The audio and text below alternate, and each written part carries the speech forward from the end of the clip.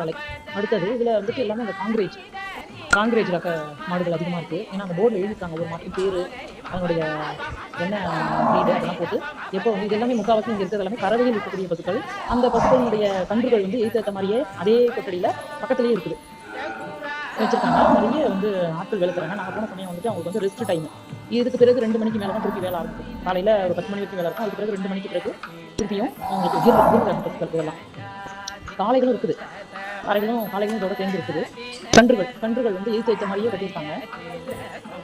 ஓய்வாக உட்காந்துருக்குற டைம் எல்லாமே வந்துட்டு கரெக்டாக கட்டி அது வந்து எதுவும் வந்து வெளியில எதுவுமே இல்லை. சில பசுக்கள் வெளியில் இருக்குது. அந்தந்த சைடு அந்த மேய்ச்சல் தர மாதிரி இருக்குது, அங்கே இருக்காங்க. வர பொதுமக்கள் எல்லாம் அந்த கோயிலையும் பார்த்துட்டு கோயிலில் வந்து பூஜை முடிச்ச பிறகு இவருக்கு நேரத்து ரெஸ்ட் டைம். இதுக்கு பிறகு 2 மணிக்கு மேலே தான் திருப்பி வேலை ஆரம்பிக்கும். காலையில் ஒரு 10 மணி வரைக்கும் வேலை இருக்கும். அதுக்கு பிறகு 2 மணிக்கு பிறகு திருப்பியும் அவங்களுக்கு கீர பசுக்கள் இதெல்லாம்.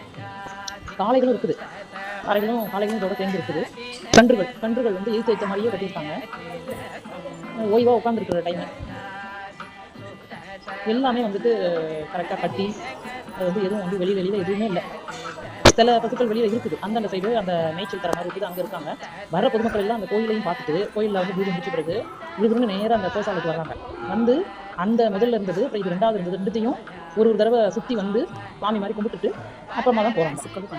ஆடுதுறை பக்கத்தில் இருக்கக்கூடிய விட்டல். இந்த கன்றுகளை பார்க்கும்போதே ரொம்ப அழகாகவும் ரொம்ப ஆச்சரியமாகவும் இருக்குது. நல்லா வந்துட்டு எல்லாமே வந்துட்டு சுத்தமாக இருக்குது. முக்கியமாக இடம் வந்து சுத்தமாக இருக்குது. ஓரளவுக்கு சுத்தமாக பராமரிக்கிறாங்க. ஏன்னா மண் இல்லைல்ல, அதனால தரையெல்லாம் வந்துட்டு சிமெண்ட் தர அதில் தன்னால் அந்த யூரின் ஓடி போய் அந்த நடுவில் இருக்கக்கூடிய அந்த வெளியில் போகக்கூடிய இதில் போய் கலந்துருது.